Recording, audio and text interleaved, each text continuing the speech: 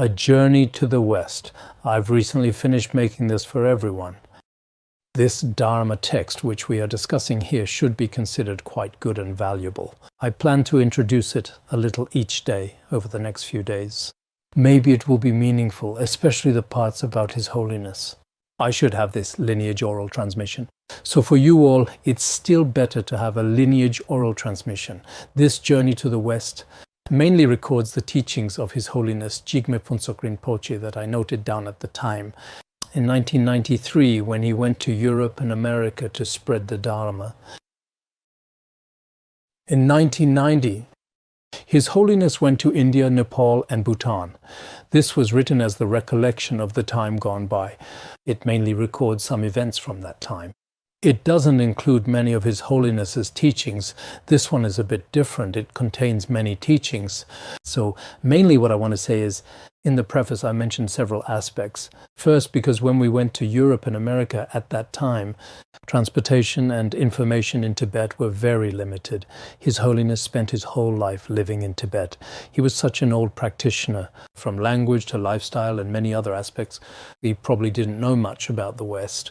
At that time, Canada, the United States and France, these countries were all highly developed in terms of technology. In all respects, they were indeed universally considered to be among the most advanced in the world. So when His Holiness went there, it was supposed to be very challenging, but unexpectedly, in fact, after His Holiness arrived there, it should be said that he used his transcendent wisdom to influence many people at that time. We can give some examples of this later on. Even after 30 years, many Westerners still have a very deep impression of His Holiness from that time. This is the first aspect which I have briefly introduced. Now the second aspect, His Holiness lived in this world for 71 years. In his extensive biography, the other events of his life are described in great detail. But the entire journey to the West is something that many people are not particularly familiar with. At that time, it was also a very fortunate circumstance for me, as I always had the opportunity to accompany the Master. It seems that now, among the witnesses, there are only myself, Khenpo Namdro, Lama Ujo and Master Mentsuo. Not all of them have necessarily written memoirs or personal accounts about that time, so I very much want to present His Holiness's unique and extraordinary charisma to the world. At that time, I kept a detailed written record. There were also some audio and video recordings. I kept recording and preserving them all along. But as time went by, gradually, over time, some of them eventually became completely unusable. Later on, I tried a variety of different ways and methods to find some related materials and information, including some videos from that time. But I never really organized them properly. There were always all sorts of trivial matters like giving teachings and so on. So I never got around to organizing them, and it's been many years now. That's the second aspect. Then the third aspect is that just this year, it happens to be the 20th anniversary of the parinirvana of His Holiness. And it's also the 30th anniversary of His Holiness's trip to the United States. At such a special time, I put aside many other things. Starting from the end of last year, I began to continuously organize the Tibetan and Chinese materials myself by hand. Our English group and international translation group were tasked with organizing the English and Japanese versions. I was quite meticulous during the process. I would get up at 4 in the morning and work on it almost non-stop. Aside from some recitations, I basically didn't do much else. Later on, for a period of time, my health wasn't very good either. I also underwent some surgeries, but afterward I felt an even stronger sense of impermanence. It just so happened that at the end of April this year, His Holiness's journey also lasted 105 days. Coincidentally, the time I spent organizing everything was also exactly 105 days. In this way, the book was completed, at least in its preliminary form. This is what I wanted to share as the third aspect. Now, regarding the fourth aspect.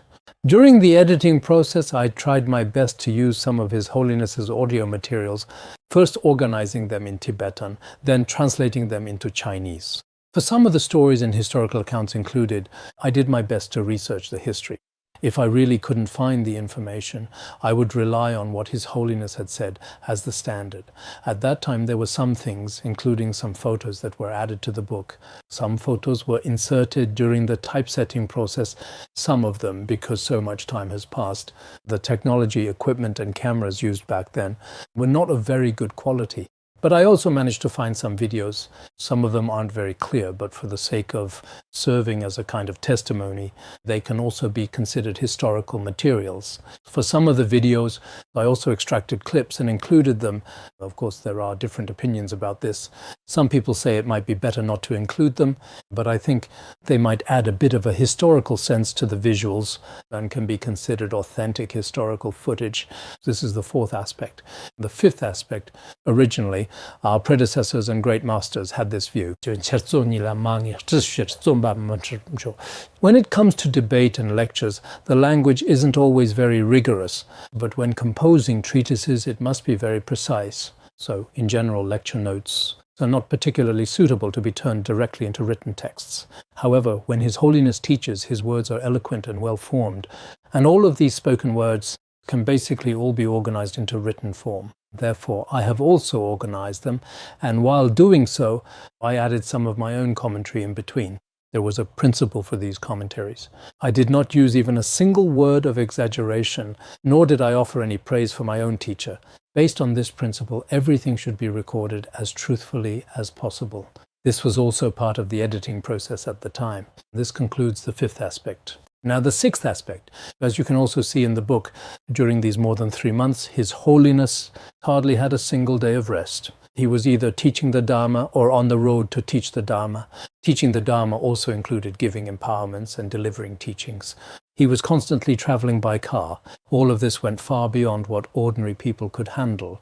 It was truly an overloaded schedule. Without the great compassion to benefit sentient beings, it would be impossible for an ordinary person to do this. This is also evident from the account. Now, the seventh aspect. During this journey, His Holiness gave these Westerners some very special teachings that are rarely given even in Tibet.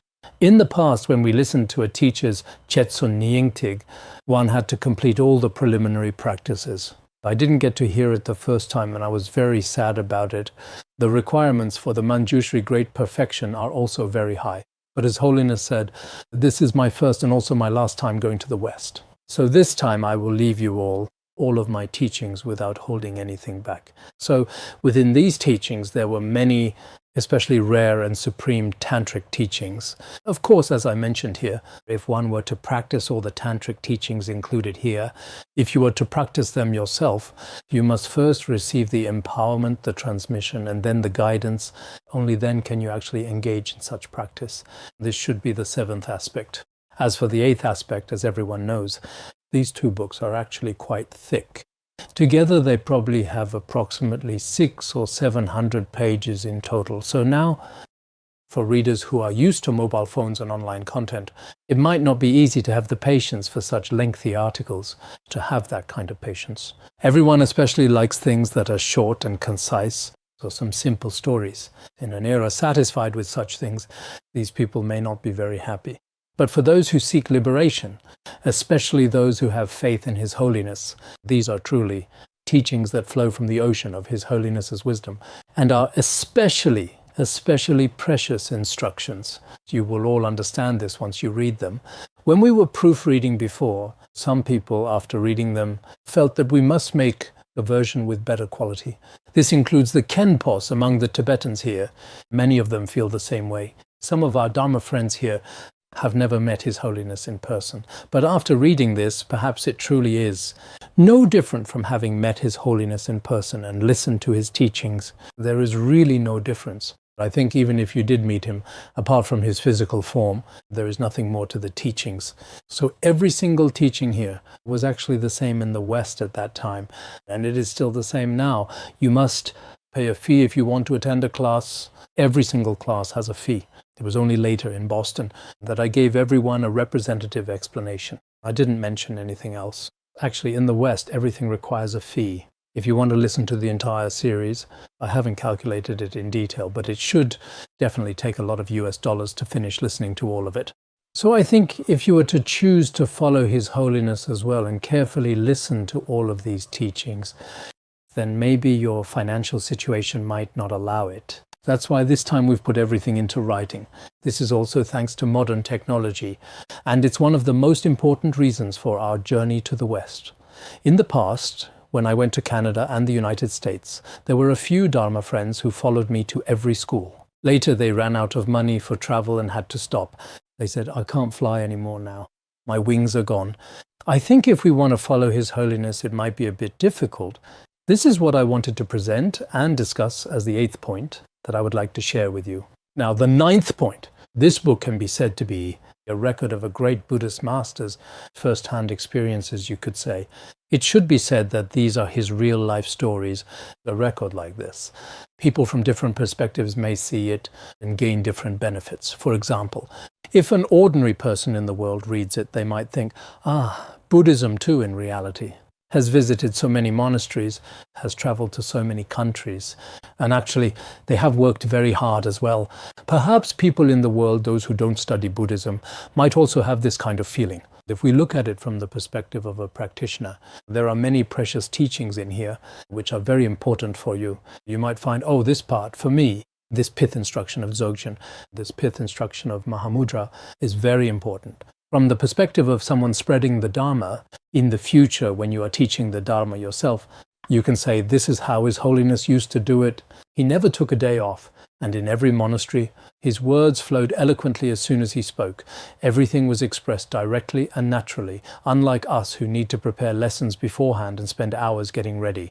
When we get there, what we say does not come from our own wisdom. It's squeezed out from the Dharma texts. Some people just read from a script. None of this is really the same at all. So for those who spread the Dharma, this might also be somewhat inspiring. And for those who follow His Holiness, those who are part of this lineage in the future, you can also visit the monasteries His Holiness visited, the cities he went to, the tourist attractions he visited, including places like New York and Washington, including Boston and various other cities that are political, economic, and cultural centers. It's quite interesting. So you can also learn from his spirit of spreading the Dharma and benefiting sentient beings. This is, in my preface, roughly 9 aspects of content. Finally, I would especially like to thank the team behind A Journey to the West, including those who participated at the time, typists, editors, and proofreaders, as well as those who did the layout and printing. More importantly, those who provided me at the time. And some monasteries also provided some audio and video materials, including some photos and so on.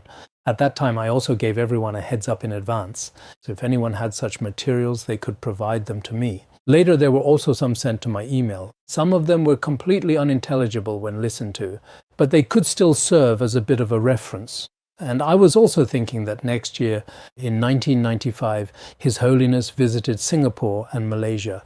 He only spent about a month in those places. If there are any materials, I have a little bit on hand now, but not much. It seems that the closer it gets, the more I forget. There's nothing much left. That day, Khenpo Tsultrim Lodro said that all of his records, he said that he has a calendar for every year. So I asked, if you have it, could you check the one from 1995? Look at the period when we went to Singapore. Then he took a look at it. This part is missing. Maybe it's recorded somewhere else. Everything else is there. Since the rest is there, I don't really expect more. But it's not really useful anyway. So recently I've also been inquiring about the situation in Malaysia. The current Dharma Center in Malaysia, it seems to be over in Kuala Lumpur. But now it can't be found either, I don't know. I think it was mentioned back then. There were some people who met His Holiness at that time, but no one really paid attention back then. So maybe people from Malaysia and Singapore, if they know anything about His Holiness at that time, if they went back then, I'd like to talk with them too. It was only a month, which is actually quite short. If impermanence hadn't occurred, because His Holiness went abroad 3 times, I had the opportunity to accompany him all 3 times. The last time was in 1995, and then after another year, basically another 30 years have passed. So writing a short memoir is also possible. If it doesn't work out, that's fine too. In any case, I am especially grateful to everyone who participated. Because of their involvement, this book is even more wonderful, as their participation has truly enhanced its quality and depth. Their presence and contributions have made the history within these pages come alive, making the events and stories described here much more vivid, engaging, and memorable for every reader. Throughout the whole process, there may be some things that are inappropriate or unreasonable, and there may be some mistakes. I sincerely confess to the Guru Rinpoche, as well as before the Yidam, Dharma protectors and Dakinis, with genuine repentance. If there is any benefit, merit, or positive quality to be found in this book, I also sincerely and wholeheartedly dedicate it, with the utmost respect and compassion, to all sentient beings everywhere, without exception. At this time, they also wished Tulku Tenzin to proofread the Tibetan version. Later, the Tibetan proofreading, and this year's monastery leaders, they also requested that it be printed during this year's Parinirvana Dharma Assembly. So, regarding the date of the preface that follows, there is a slight change, but in general, 99% of it remains the same. However, a few things have been added inside, so the final date at the end has changed a little bit. But the earlier part has already been printed. This issue probably isn't a big deal. As for the Tibetan version, they are only planning to distribute it during the Parinirvana Dharma Assembly. But for us, even though it's not the Parinirvana Dharma Assembly, it just so happens that we have now passed the 30-year mark. I remember today is August 28th. It should be in the Journey to the West memoirs that we had already arrived at l'Érable in France. We were about to return soon. Recently, it seems that at l'Érable in France, they are also holding the 4th anniversary of Rinpoche Sogyal's Parinirvana and are currently conducting a commemorative Dharma assembly. I remember at that time, on August 28th, His Holiness was giving a teaching on the unsurpassed great perfection Dharma. That afternoon, I also gave them a very straightforward and easy to understand instruction. That was a memory. The origin of this is also quite wonderful. As for us, we start reminiscing now. How did His Holiness experience 30 years ago? We can also pay attention to the details. Sometimes we can look at this aspect a little bit. All these are in the book. I don't have anything else to say. If you are interested, take a look at the preface. As for the later parts, we'll talk about them when the time comes. All right, that's all for today.